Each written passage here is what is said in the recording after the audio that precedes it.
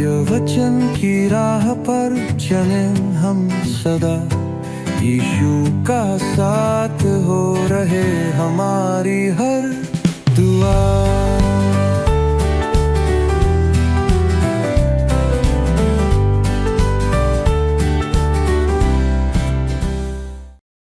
प्रिय दर्शकों को नमस्कार। आज के सत्य वचन बाइबल अध्ययन में आप सभी का हार्दिक स्वागत है। दोस्तों, जैसा कि आपको याद है, हम मीका नबी की पुस्तक पर मनन कर रहे हैं।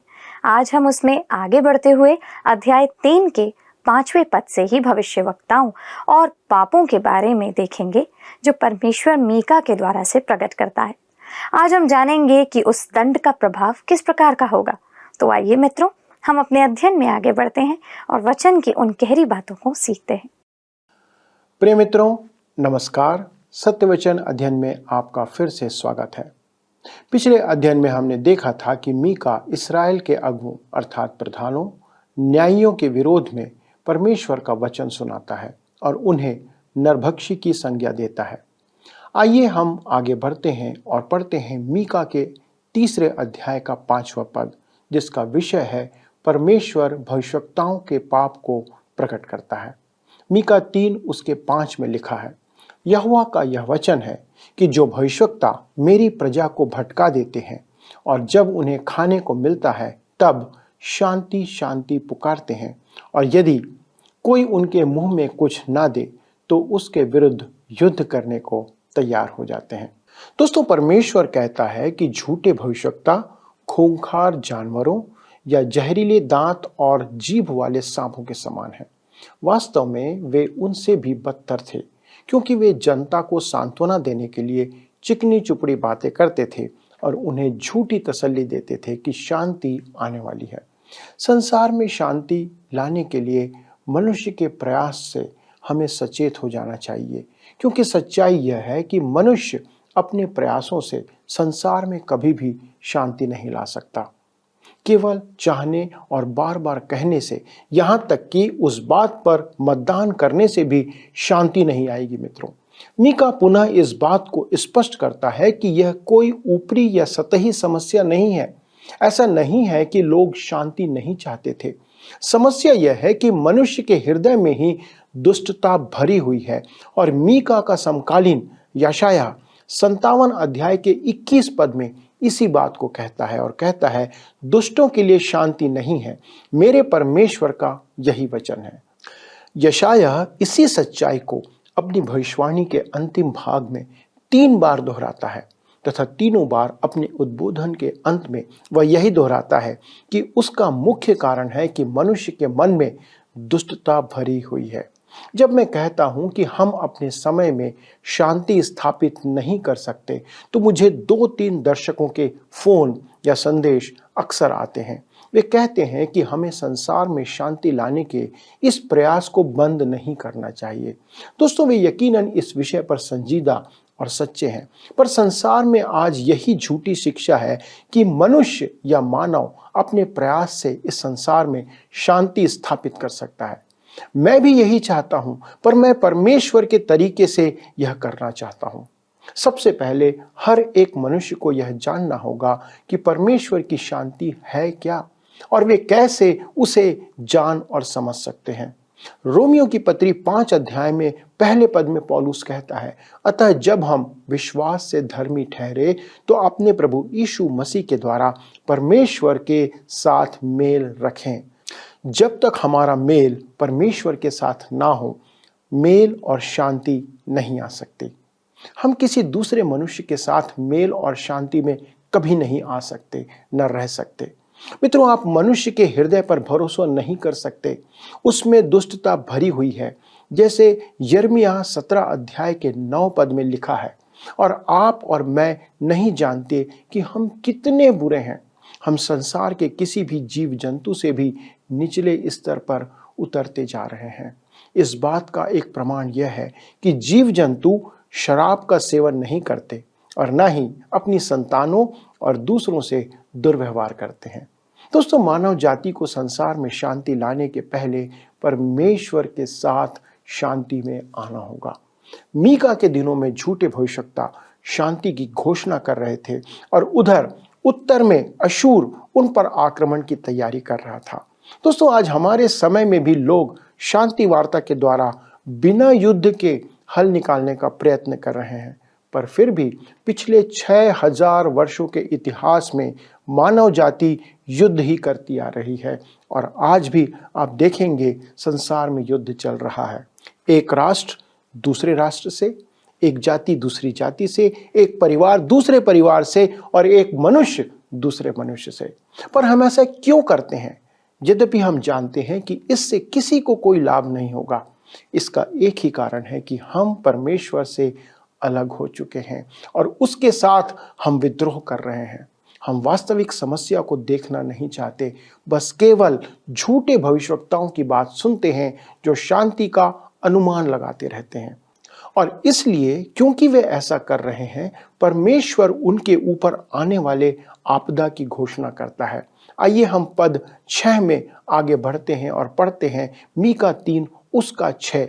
इस कारण तुम पर ऐसी रात आएगी कि तुमको दर्शन ना मिलेगा और तुम ऐसे अंधकार में पड़ोगे कि भावी ना कह सकोगे। भविष्यवक्ताओं के लिए सूर्य अस्त होगा और दिन रहते उन पर अंधियारा छा जाएगा। जैसा लिखा है, इस कारण तुम पर ऐसी रात आएगी। जैसा कि हम अन्य भविष्यवक्ताओं की पुस्तक में देख सकते हैं कि रात या अंधकार परमेश्वर के न्याय को प्रकट करता है। यह न्याय 2 प्रकार का है। दोषी को दंड देने के लिए परमेश्वर का सीधा हस्तक्षेप तथा दूसरा है कोई नया प्रकाशन ना देने में परमेश्वर का शांत रहना। जैसा लिखा है, तुमको दर्शन ना मिलेगा, अर्थात परमेश्वर तुम्हें कोई नई सच्चाई अब प्रकट नहीं करेगा। और लिखा है, तुम ऐसे अंधकार में पड़ोगे कि भावी ना कह सकोगे। जो न्याय उन पर आने वाला है उसे अंधकार कहा गया है। परमेश्वर से कोई प्रकाशन प्राप्त नहीं होगा उन्हें। भविष्यवाणियां रोक दी जाएंगी। नए नियम में पौलुस प्रेरित इसका उल्लेख करते हुए 1 कुरिन्थियों 13 अध्याय के 8 पद में क्या कहता है? प्रेम कभी टलता नहीं। भविष्यवाणियां हो तो समाप्त हो जाएंगी, भाषाएं हो तो जाती रहेंगी, ज्ञान हो तो मिट जाएगा। दोस्तों, टलता शब्द के लिए यहाँ पर जो यूनानी भाषा का शब्द उपयोग किया गया है वो है एक्पिप्टो, अर्थात दूर हटना या दूर जाना। भविष्यवाणियां 2 प्रकार से हमसे दूर कर दी जाएंगी। पहला, वे पूरी होंगी और दूसरा यह कि परमेश्वर कोई नई बात प्रकट नहीं करेगा। पुराने नियम और नए नियम के बीच करीब 400 वर्षों का अंतराल था जब परमेश्वर शांत रहा। सूर्य डूब चुका था, पर पुराने नियम के अंतिम भविष्यवक्ता मलाकी ने भविष्यवाणी किया और कहा कि धर्म का सूर्य उदय होगा। जैसा कि मलाकी 4 अध्याय के 2 पद में हम पढ़ते हैं, परंतु तुम्हारे लिए जो मेरे नाम का भय मानते हो, धर्म का सूर्य उदय होगा और उसकी किरणों के द्वारा तुम चंगे हो जाओगे। मलाकी सूर्य उदय की भविष्यवाणी नहीं करता यदि सूर्य अस्त नहीं हुआ होता, जैसा हुआ था। इस्राएल के लोग प्रभु यीशु मसीह के आने के पहले 400 वर्ष तक या उस लंबे अंधकार में जीवन जी रहे थे। यही वह चित्र है जो मीका यहाँ पर उसके पहले प्रस्तुत कर रहा है। आज संसार के अनेक देश उसी परिस्थिति में आ चुके हैं जिसमें मीका के दिनों में इस्राएल पहुंच चुका था। दोस्तों, आदि मानव को संकीर्ण विचार वाले और कट्टरवादी चित्रित करना बहुत आसान है। यकीनन वे विकसित नहीं थे और ना ही वे विश्वासी थे और ना ही उन्होंने या उन्हें परमेश्वर के वचन का कोई ज्ञान या भय था। पर आज अंधकार में जी रहे लोगों को परमेश्वर के वचन के प्रति शिक्षित करने के लिए अनेक संस्थाएं और विश्वविद्यालय स्थापित किए गए हैं, जिनमें हार्वर्ड और येल विश्वविद्यालय ऐसे बहुत से अनेक संस्थाओं के नाम आते हैं। मैं आपसे कहना चाहता हूं कि उनका सूर्य भी अस्त हो चुका है। क्या ऐसा आपको दिखाई नहीं देता है? वह स्थान जो लोगों को वचन की ज्योति प्रदान करने के लिए स्थापित किए गए थे, सालों पहले परमेश्वर से दूर जा चुके हैं।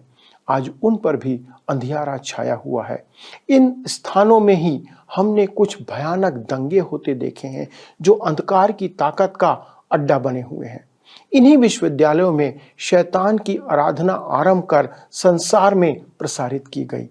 दोस्तों, हमारे पास अखबार की प्रतियां हैं जो एक प्रोफेसर के बारे में जानकारी देती हैं जो अब शैतान की आराधना और जादू टोना में लिप्त है।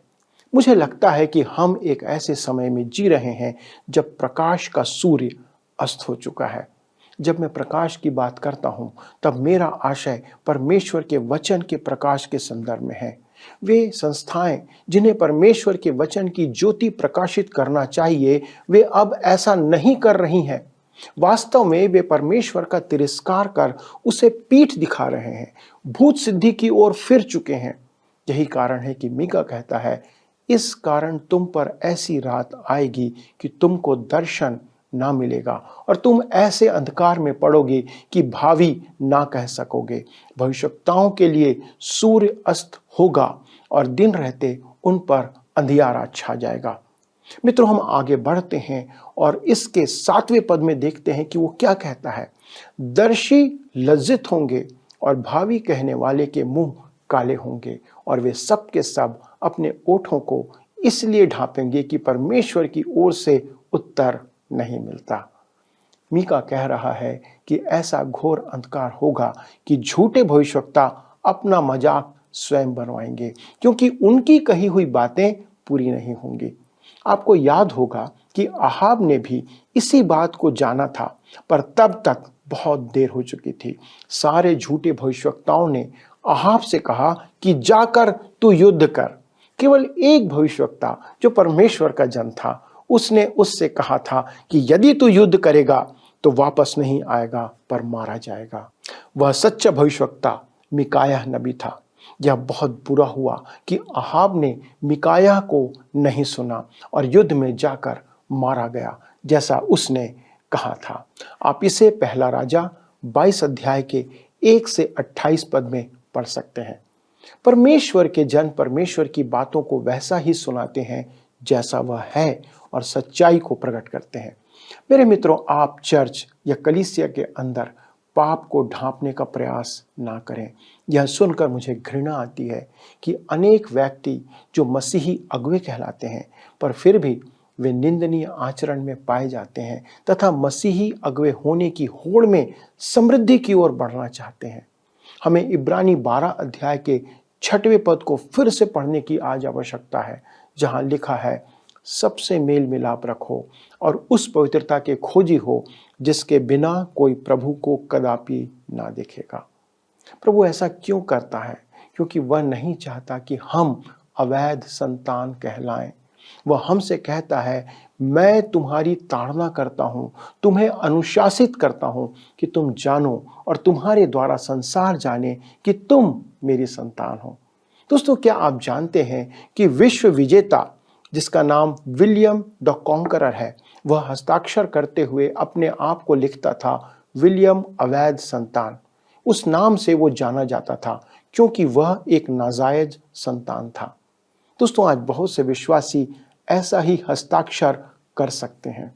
आप कह सकते हैं कि आप चर्च के पदाधिकारी हैं, प्रचारक हैं, अगुवे हैं, पास्टर हैं, शिक्षक हैं, आप आदि कुछ भी हो सकते हैं, पर आपको अपने नाम के नीचे यह भी लिखना पड़ सकता है कि आप उस विलियम के समान नाजायज औलाद हैं परमेश्वर की।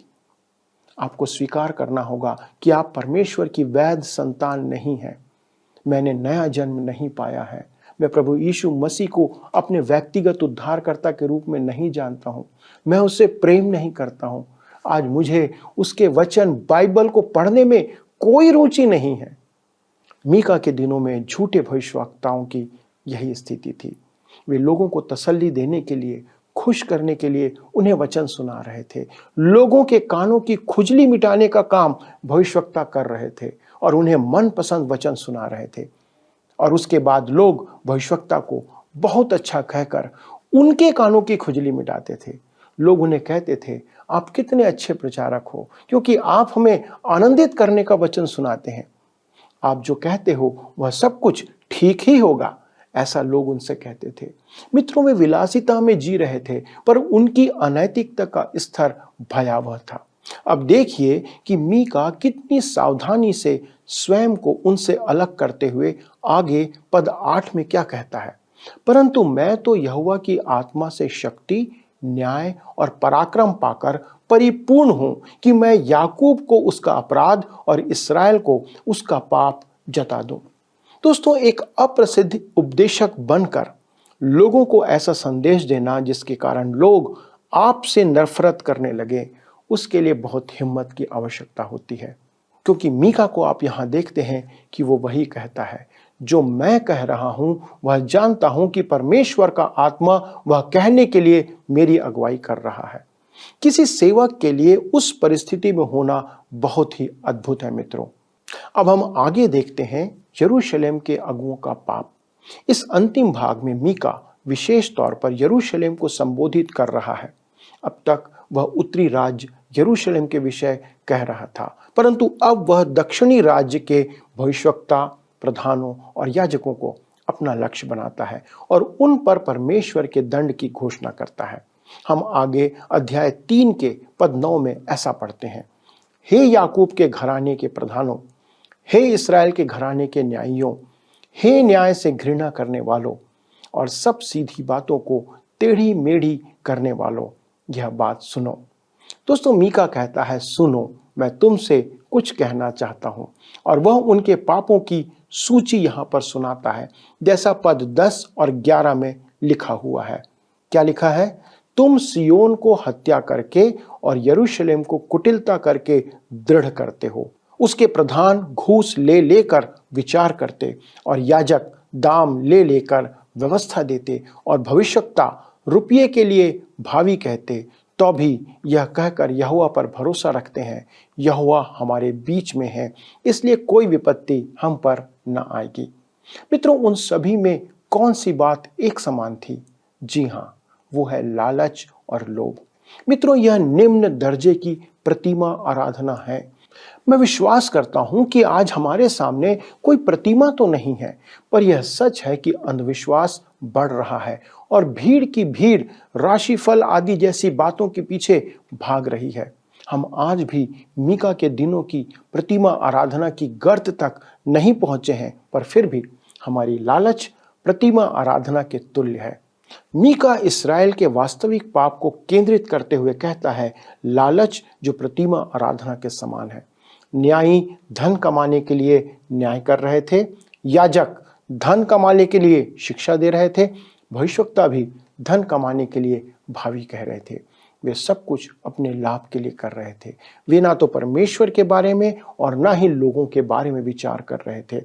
जब उन पर दोष लगाया गया कि तुम धन के प्रति अपनी लालच और प्रेम के कारण नरभक्षी के समान लोगों का मांस खा लेते हो।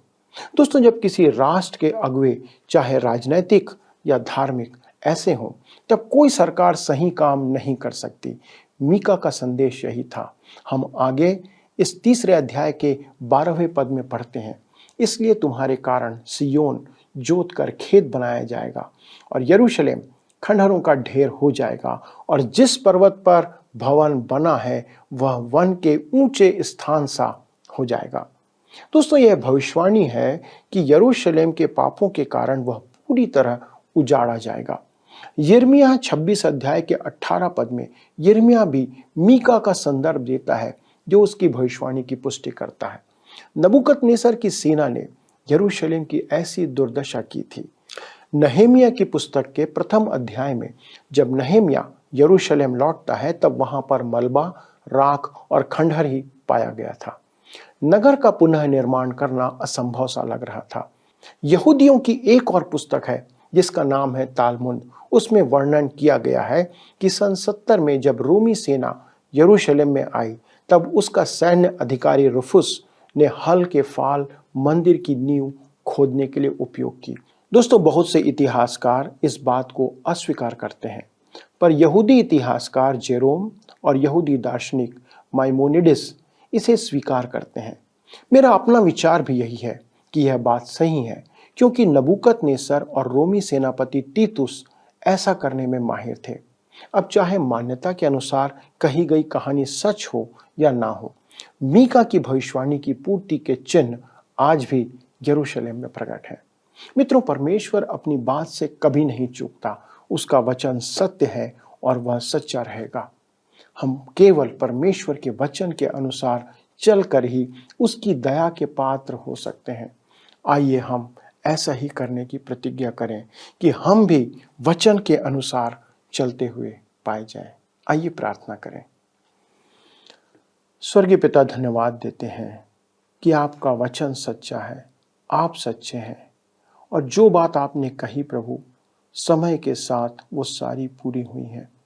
हम इस बात पर भी विश्वास करते हैं प्रभु कि जो भविष्य में होने वाली घटनाओं के बारे में बाइबल में आपने कहा है वे भी पूरी होंगी।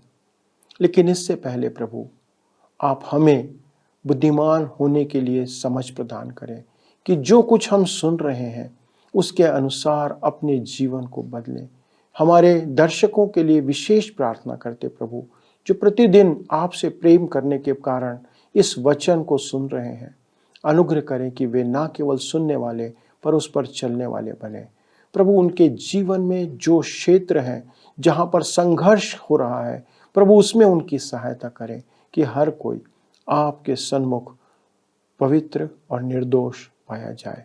प्रभु, उनके जीवनों को आशीषित करें, परिवारों पर अपना अनुग्रह बनाए रखें, बच्चों पर प्रभु अपने आशीष को बढ़ाते चले जाएं। हर एक बात में आपको धन्यवाद देते हुए इस विनती को प्रभु यीशु क्रिस्त के नाम से मांगते हैं, आमीन। प्रिय मित्रों, आज के अध्ययन में शामिल होने के लिए धन्यवाद। अगले प्रसारण में इस अध्ययन को आगे बढ़ाएंगे, पर यदि आपके पास कोई प्रश्न है तो हमारे काउंसलर से हमारे फोन नंबर के द्वारा आप संपर्क करिए। परमेश्वर आप सभी को आशीष दे। आइए अब हम प्रश्नों को देखें। पिछले प्रश्न का उत्तर है ए, इस्राएल। जब परमेश्वर इस्राएलियों के पापों के संबंध में बात करता है तब वह उन्हें इस्राएल कहकर संबोधित करता है। आज के अध्ययन पर आधारित प्रश्न है, बाइबल में रात या अंधकार परमेश्वर के खाली स्थान को प्रकट करता है। ए, दुख, बी, न्याय, सी, जलजलाहट, डी, प्रेम। मित्रों, इस प्रश्न का उत्तर हमें कल सुबह 6 बजे से पहले विकल्प ए, बी, सी या डी के साथ अपना नाम, पता, स्थान के साथ 9651433397 पर SMS या WhatsApp करें। मित्रों, हमने देखा कि परमेश्वर उन भविष्यवक्ताओं और अगुओं की तुलना खूंखार जानवरों और जहरीले सांपों से करता है जो दूसरों को हानि पहुंचाने का काम करते हैं। वे अगुए अपने पद का दुरुपयोग कर रहे थे, अपने अधिकारों का मनमाना उपयोग कर रहे थे, जो परमेश्वर के लिए एक चिंता का विषय था। इस कारण परमेश्वर उनके देश को तबाह करने का काम करने जा रहा था।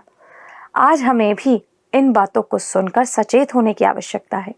मित्रों, आज के अध्ययन के संदर्भ में अगर आपके पास कोई प्रश्न है तो कृपया हमारे नंबर पर संपर्क कीजिए।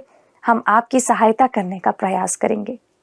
यदि आप इस कार्यक्रम को पुनः देखना चाहें तो हमारे YouTube channel for Sams today पर इसको दोबारा देख सकते हैं।